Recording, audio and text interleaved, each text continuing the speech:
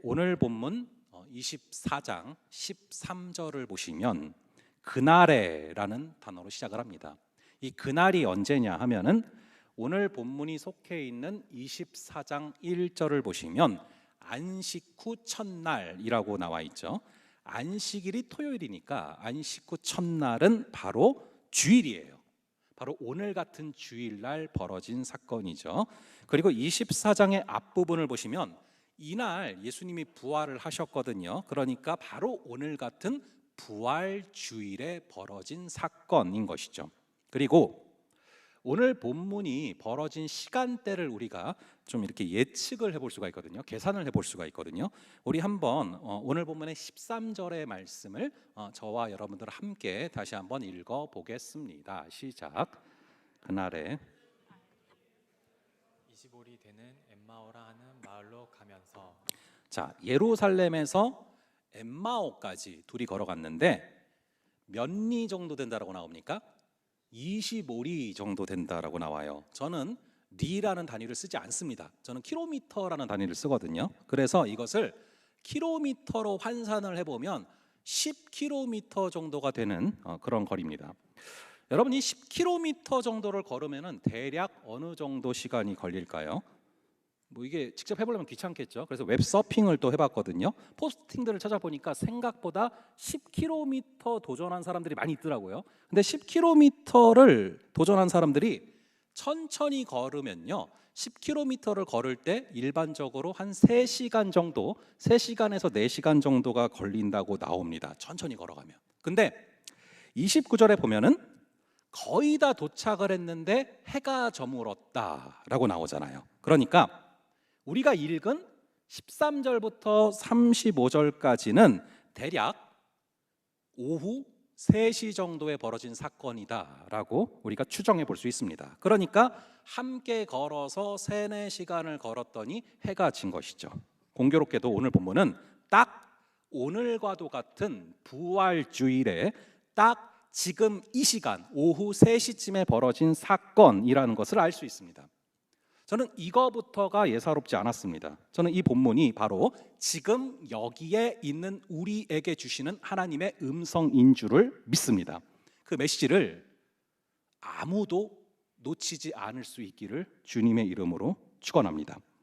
저는 이번 한 주간 24장을 계속해서 틈날 때마다 반복하고 읽어가면서 몇 가지 궁금한 것들이 좀 생겼는데, 그런 궁금증을 가지고 이유가 뭘까 계속 좀 고민하면서 기도하는 시간들을 가졌는데요. 그 가운데 말씀을 풀어주시는 성령의 도우심을 느낄 수가 있었습니다. 그래서 우선은 좀 질문을 던지면서 들어가면 좋겠다라는 그런 생각이 드는데, 저는 가장 궁금했던 게 이겁니다. 우리 부활하신 예수님께서 가장 최측근에 해당되는 12제자들에게 가장 먼저 나타나셨을 것 같지만 그렇지 않다는 거예요. 우선은 천사를 통해서 가장 먼저 여자들에게 부활의 소식을 알려주십니다. 우리 누가복음 24장 1절 한번 볼게요. 24장 1절의 말씀을 함께 한 목소리로 읽어보겠습니다. 시작. 안식 후 첫날 새벽에 이 여자들이 그 준비한 향품을 가지고 무덤에 가서. 그럼 이 여자들은 누구냐? 24장 10절이죠. 10절도 함께 읽어보겠습니다. 시작. 이 여자들은 막달라 마리아와 요한나와 야고보의 모친 마리아라. 또 그들과 함께한 다른 여자들도 이것을 사도에게 알리니라. 그러니까 사도들의 입장, 즉 12제자의 입장에서는 부활의 소식을 간접적으로 전해 들은 것입니다. 그럼 그 다음에는 바로 12제자들에게 나타나셨는가? 그렇지 않습니다. 그 다음에는 누구에게 나타나셨냐 하면은 바로 오늘 본문의 엠마오 도상으로 가는 두 제자에게 나타나신 것이죠. 이 두 제자 중에 한 명의 이름이 나오고 있는데 우리 한번 함께 읽어보려고 하는데요. 24장 18절의 말씀 한번 함께 읽어보겠습니다. 시작. 그 한 사람인 글로바라 하는 자가 대답하여 이르되 당신이 예루살렘에 체류하면서도 요즘 거기서 된 일을 혼자만 알지 못하느냐. 여러분, 예수님의 12제자 중에서 글로바라는 사람의 이름을 들어보신 적이 있습니까? 없잖아요. 그러니까 열두 제자에 속하는 사람들이 아닌 거예요. 그리고 33절에 보시면은 엠마오 도상의 두 제자가 예수님을 만난 이후에 다시 엠마오로 말고 이 예루살렘으로 돌아가서 이 예수님의 11제자, 그러니까 배신한 가룟유다 빼고 그 11제자와 만나는 장면이 나오거든요. 그러니까 글로바 말고 또 무명의 또 다른 한 사람도 예수님의 12제자는 아니다라는 걸 우리는 정확히 알 수 있습니다. 그러니 예수님의 이 직속 제자였던 12제자들은 간접적으로 전해 듣게 된다는 것입니다. 그러면은 왜 이 사람들에게 부활하신 예수님은 먼저 나타나셨을까? 이들이 워낙 믿음이 좋은 사람들이기 때문에 부활의 주님을 가장 먼저 체험했을까? 그런 생각을 좀 해봤어요. 근데 이 여자들은 그럴 수도 있을 것 같다는 생각이 좀 들었습니다. 우선은 그 새벽에 무덤에 간다라는 것은 상당히 무섭고 그리고 무섭고 어두컴컴하고, 그래서 그걸 무덥고라고 했네요. 무섭고 어두컴컴하고 쉽지 않은 일인데 이 여자들은 그 무서움보다도 주님을 향한 사랑이 더 컸기 때문에 그게 안 보인 거예요. 그래서 그런 측면에서 보면요, 이 남자들이 여러분 의리가 있을 것 같죠? 이 여자들의 의리를 따라갈 수가 없어요. 일반적으로 여자들의 믿음이 정말 더 좋아요. 이 한국 교회가 여기까지 온 거는 파라리 우리 권사님들 때문에 그렇거든요. 그래서 분명히 이 여인들은 믿음이 좋아서 예수님께서 먼저 만나 주셨다라고 볼 수도 있을 것 같아요. 그런데 단순히 오늘 24장에서 부활한 예수님을 먼저 만난 부류의 사람들이 믿음이 좋아서 먼저 만난 것이냐, 사실 엠마오 도상의 두 제자들에게는 그런 해석을 붙이기는 쉽지 않을 것 같아요. 왜냐하면 우리 24장 17절 한번 볼게요. 누가복음 24장 17절의 말씀을 함께 읽어보겠습니다. 시작. 예수께서 이르시되 너희가 길 가면서 서로 주고받고 하는 이야기가 무엇이냐 하시니 두 사람이 슬픈 빛을 띠고 머물러 서더라. 이 두 사람은 부활주일인데 절망을 하고 있습니다. 슬픈 빛을 띠고 있죠.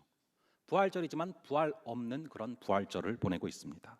그리고 24장 21절도 한번 볼게요. 24장 21절도 함께 읽어보겠습니다. 시작.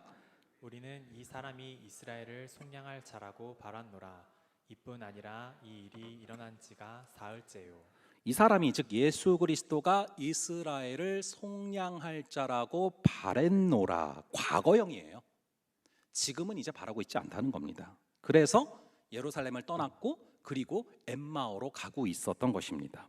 오죽하면 예수님께서 25절에서 이렇게 한마디 하지 않으십니까? 우리 한번 25절도 함께 읽어볼게요. 시작.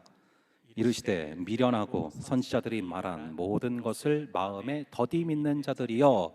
믿음이 약하다라고 대놓고 예수님께서 말씀하시잖아요. 여기서 명확히 알 수 있는 게 있습니다. 부활의 능력을 체험하는 순서는 꼭 우리의 믿음의 순서대로는 아니라는 것입니다. 우리 주님은 믿음이 좋은 자에게도 나타나시지만 믿음이 좋지 않은 자에게도 찾아가시고 나타나시죠. 아니 오히려 믿음이 흔들리고 있는 자들에게 먼저 찾아가셔서 회복시키시는 그런 예수님을 바라보게 됩니다. 이 예수님께서 부활하시고 그리고 이제 승천하시기까지 40일 동안을 계셨는데요.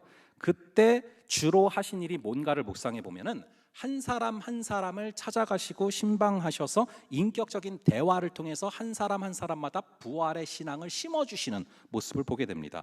도마한테도 그러셨고 글로바한테도 그러셨고 이름을 모르는 한 사람에게도 그러고 계시죠. 주로 믿음이 약해서 엠마오로 떠나고 있는 사람들을 붙잡아서 다시 오셨다라는 거예요. 이렇게 부활의 주님을 만나는 순서가 우리의 믿음의 순서대로는 아니다. 이게 참 감사한 것 같아요. 우리의 어떠함에 달려있는 것이 아니라 하나님의 열심에 달려있는 것이죠. 그러니까 우리처럼 믿음이 부족하고 약한 자들도 다시금 부활의 주님을 체험할 수 있는 거 아니겠습니까? 다시 질문으로 돌아와서 부활의 주님을 가장 먼저 체험한 것은 12제자가 아니라는 것이죠. 12제자는 예수님과 가장 가까웠고 3년을 거의 예수님과 먹고 살다시피 했는데 아마도 70인 제자에 속했다라고 보여지는 엠마오 도상의 두 제자에게 먼저 나타나셨다라는 것은 어찌 보면 12제자들의 입장에서는 자존심이 좀 상하는 일이 될 수도 있습니다. 이후에 12제자의 역할이 없는 것도 아니거든요. 사도행전을 자세히 보시면 결국 부활하신 예수님을 적극적으로 전하게 되는 사람들은 이 12제자라는 말이죠. 그런데 왜 그들에게 가장 먼저 나타나지 않으셨을까요? 이유는 아주 간단합니다. 이 사도행전을 쭉 보니까 사도들이 이 부활하신 예수 그리스도를 증거할 때 이 사도들에게 전도를 받는 그 사람들은 부활하신 예수님을 만날 수가 없어요. 이미 승천하신 상태거든요. 그래서 그들은 의심 가운데 말로만 예수 그리스도의 부활을 전해 들어야 되는데, 그래서 역지사지로 복음을 전할 그들의 심정을 깨달을 수 있도록 오히려 12 제자들에게 기회를 주신 것이죠. 그 심정과 상황을 알아야 그들에게 제대로 복음을 전할 수 있지 않겠습니까? 원래 상처를 받았던 사람이 상처에 대해서 잘 상담할 수 있는 것과 비슷한 원리죠. 그러고 보면 오늘 구절들을 천천히 살펴보면 우리 예수님은 우리의 눈높이에 맞추어서 일하여 주신다라는 것이 느껴집니다. understand, 말 그대로 내려오셔서 우리와 눈높이를 맞춰주시고 그렇게 역사해 가신다라는 것이죠. 그 과정을 한번 차근차근 살펴보면요, 우리 한번 15절의 말씀, 오늘 본문 15절의 말씀을 함께 읽어보겠습니다. 시작. 그들이 서로 이야기하며 문의할 때 예수께서 가까이 이르러 그들과 동행하시나. 15절에 보니까 그들이 엠마오 도상의 두 제자가 서로 이야기하고 문의한다, 즉 서로 질문을 주고받는다라고 써져 있어요. 이야기하고 질문을 주고받는 것의 소재, 즉 주제가 무엇이었을까요? 19절 이하를 보시면 예수님과 십자가에 대해서 둘이 이야기하고 질문을 주고받았음을 확인하게 됩니다. 그러고 있는데 예수님께서 직접 가까이 이르러셔 그래서 그들과 함께 동행하시는 그런 장면을 우리가 보게 되는 것입니다.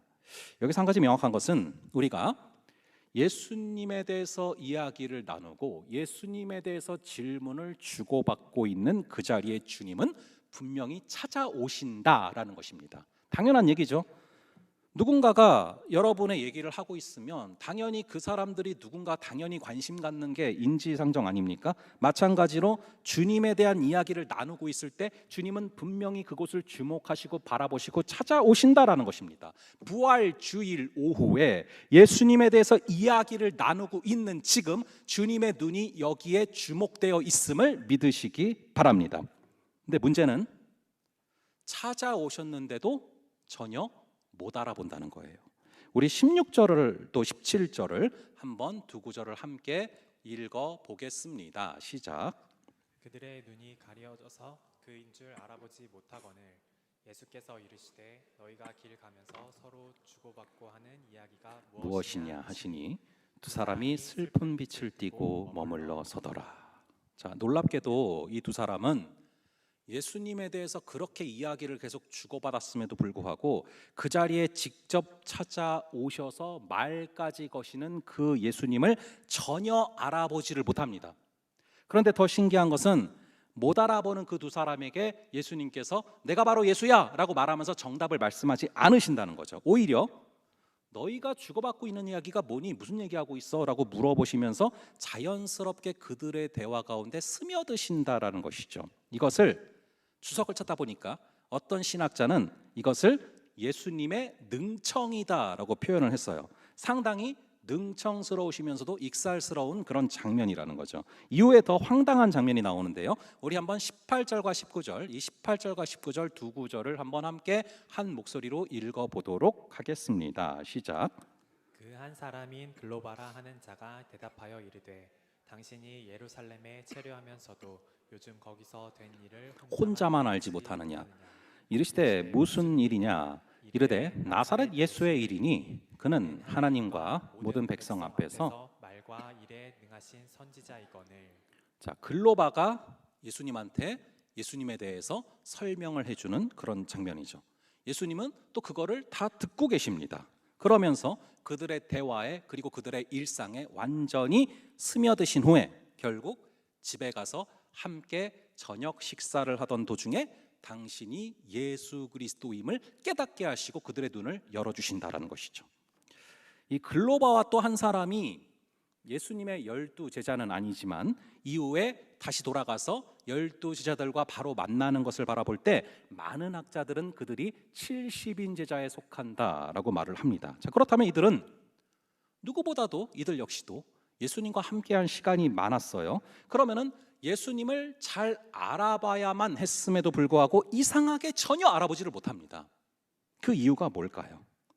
우리 한번 16절을 읽어볼게요. 16절의 말씀을 함께 읽어보겠습니다. 시작. 그들의 눈이 가려져서 그인 줄 알아보지 못하거늘. 그들의 눈이 뭔가로 가려져서 예수님을 알아보지를 못했대요. 오늘 구절들을 참고해 보면은 깊은 슬픔 가운데 빠져 있었고요. 믿었던 예수님이 십자가에 돌아가시면서 엄청 큰 혼란에 빠졌습니다. 왜냐하면 그들은 예수님께 모든 것을 걸었던 자들이거든요. 근데 그분이 돌아가시면서 그들을 둘러싼 현실의 무게가 그들의 눈을 가리운 것이죠. 이 엠마오 도상의 두 제자가 우리의 모습과 참 흡사하지 않습니까? 우리 예수님이 날마다 우리 곁에 계시거든요. 그런데 우리 역시도 우리 곁에 계시는 그 주님을 느끼지 못할 때가 너무나 많죠. 현실의 무게에 짓눌려가지고 바로 곁에 계시는 그 주님을 바라보지 못할 때가 너무나 많습니다. 제가 여러분들의 기도 제목을 보고 또 수요일 양육, 목요일 양육, 토요일 양육 때 하는 얘기를 들을 때, 또 신방하면서 얘기를 들을 때 뭘 느끼냐면은 세상에서 직업을 가지고 살아가면서 그러한 일상에서 주님을 느끼고 만난다는 게 얼마나 힘든 일인지가 피부로 와닿아요. 그래서 이번 주가 또 특세 기간 아니었습니까? 그래서 이래저래 여러분들 기도를 하다가 한동안 잊고 지냈던 한 찬양이 다시금 좀 떠올랐어요. 그 찬양이, 그 가사가 한 절 한 절이 기도로 이어지더라고요. 가끔 이제 그런 찬양들이 있거든요. 찬양하다 보면은 그 가사 하나하나가 바로 기도로 이어져서 그 가사로 기도하게 되는 그런 찬양. 세상을 사는 지혜라는 찬양인데 가사가 이래요. 한번 화면에 보면은 제가 쭉 한번 읽어드릴게요. 예, 뭐 사도신경처럼 이렇게 나와 있는데 이게 이렇게 보이실 거예요. 안 보이셔도 상관없습니다. 읽어드릴게요. 하늘을 볼 겨를도 없이 정신없이 세상을 살다가 마음의 먹먹함이 내 삶을 짓누를 때 그제서야 주님을 찾습니다. 행복을 느낄 겨를도 없이 분주하게 세상을 살다가 인생의 허무함이 내 삶을 짓누를 때 그제서야 주님을 찾습니다. 오늘도 여전히 주님은 그 자리에서 우리를 끊임없이 돌보고 계시는데 부족한 내 영혼은 아직도 갈 길을 몰라서 헤맵니다. 내게 믿음 주시옵소서. 내 연약한 마음을 돌봐 주시옵소서. 한없는 주님의 사랑을 알게 하여 주시옵소서. 영원까지 우리를 지키시는 우리 하나님을 바라보며 살게 하여 주시옵소서. 꼭 기도 같지 않습니까? 그래서 이 가사가 우리 청년들의 가사가 되게 해달라고 기도를 했어요. 그리고 꼭 이 찬양을 좀 함께 부르면서 기도를 하고 싶었는데 이 찬양이 유명한 찬양은 아니라서 구석에 숨겨져 있는 찬양이어서 기도회 때 이게 가능할지 조심스럽게 예배국장을 통해서 물어봤는데 다행히 가능하다고 하더라고요. 그래서 이따가 우리가 이 찬양을 하면서 좀 기도를 했으면 좋겠어요. 우리가 인생의 허무함에 짓눌려서, 마음의 먹먹함에 짓눌려서, 분주함에 짓눌려서 바로 옆에 계시는 주님을 못 볼 때가 너무나 많아요. 하지만 우리 주님은 우리가 보고 못 보고를 떠나서 우리 옆에 계심을 믿으시기 바랍니다. 우리 주님은요, 절대로 교회 안에서만 만날 수 있는 그런 분이 아니에요. 오늘 본문에서도 보면은 결국 어디에서 만나 주십니까? 길에서 만나게 되잖아요. 우리가 살아가는 그 일상, 우리가 걸어가는 그 길에 찾아오시고 동행하여 주시고 만나 주시는 그런 예수 그리스도라는 것입니다. 우리는 흔히 기적이 일상이 되는 것을 소망해요. 기적 같은 일이 계속 벌어지기를 소망해요. 하지만 기적이 일상이 되는 것도 좋죠. 근데 기적이 일상이 되는 것보다 훨씬 더 중요한 것은 일상이 기적이 되는 것 같아요. 혼돈스럽고 슬픔이 가득해 보이는 일상 가운데 거기 계시는 주님이 바라보이기 시작하면 그때부터 여러분 일상이 기적이 되는 것입니다. 이 일상은 절대로 하나님과 무관한 곳이 아니에요. 바로 거기에 하나님이 계세요. 여러분 창세기 1장 2절에 보면은 하나님의 영 성령이 어디에 계신지 아십니까? 혼돈하고 공허하며 흑암이 깊음 위에 있는 그곳에 하나님의 영 성령께서 계십니다. 이 혼돈은 마음으로 표현해 보자면은 마음이 혼란스러운 거예요. 공허는 무엇입니까? 마음이 텅 빈 거죠. 허무한 거죠. 그리고 흑암이 깊음 위에 있는 것은 무엇입니까? 어두컴컴해서 내 앞길이 하나도 안 보이는 거죠. 그런데 주님은 오히려 그런 곳에 계신다. 그리고 하나님이 함께 하시고 하나님의 영 성령께서 함께 하시자 혼돈 가운데 질서가 생기고 공허 가운데 충만함이 생기고 어두움이 빛으로 변하는 것입니다. 여러분, 교회에서 하나님을 만나는 게 어려울까요? 아니면은 회사에서 하나님을 만나는 게 어려울까요? 교회에서 하나님을 만나는 게 어려울까요? 학교에서 하나님을 만나는 게 어려울까요? 월요일부터 금요일까지 치열한 일상에서 예수님을 알아보는 거, 오히려 더 깊은 영성이 필요한 일이에요. 쉬운 일이 아니죠. 그래서 슬픔이 가득한 엠마오 도상에서 예수님을 알아보는 것은 예루살렘에서 예수님을 알아보는 것보다 훨씬 더 어려운 일일 수 있다는 거예요. 거룩해 보이는 교회랑은 다르게 그리 거룩해 보이지 않는 삶의 자리들, 따분해 보이고, 내일부터 바로 시작되잖아요. 따분해 보이고 특별해 보이지도 않고 지루하고 틈만 나면 도망가고 싶은 삶의 자리들, 때로는 슬픔과 혼란으로 가득한 그 자리에 우리 주님 계심을 잊지 않고 걸어가는 여러분 되기를 간절히 바랍니다. 자, 그럼 엠마오 도상의 두 제자가 어떻게 가리워졌던 눈이 떠져서 예수님을 알아보게 됐을까? 우리 한번 30절과 31절 이 두 구절을 함께 한 목소리로 읽어보도록 하겠습니다. 시작. 그들과 함께 음식 잡수실 때 떡을 가지사 축사하시고 떼어 그들에게 주시니 그들의 눈이 밝아져 그인 줄 알아보더니 예수는 그들에게 보이지 아니하시는지라. 제가 그 질문을 던졌습니다. 두 제자가 어떻게 가리워졌던 눈이 떠지게 됐을까? 이렇게 제가 사역을 쭉 하다 보면요, 제가 2006년도부터 사역을 했는데 지금도 이렇게 사역을 쭉 하다 보면은 다 기억은 안 나지만 유독 기억에 남아 있는 친구들이 있어요. 제가 예전에 2009년도에 이 청년들이랑 제자반을 할 때 똑같은 질문을 한번 던진 적이 있어요. 이 질문 가지고서 어떻게 눈이 떠졌을까? 그랬더니 한 명이 갑자기 무릎을 탁 치더니 자기가 이제 섬광처럼 정답이 스치고 지나갔대요. 그래서 자기는 왜 제자들이 눈을 떴는지 정확히 안다. 그래서 제가 궁금해지는 거죠. 도대체 나도 모르는 걸 얘가 안 해? 어떻게 떠졌니? 물어봤더니 그 친구가 했던 얘기가, 목사님 자세히 보세요. 밥을 먹고 나니까 눈이 밝아진 거예요. 사람은 먹어야 정신을 차립니다. 뭐 그런 얘기를 하길래, 그래서 제가 정신 차리라고 제자반 끝나고 밥 사줬던 기억이 있어요. 그리고 2년 전에 결혼했습니다, 얘가. 자, 물론 밥도 중요했겠죠. 그런데 진짜 중요한 이유들은 앞에 다 나와 있어요.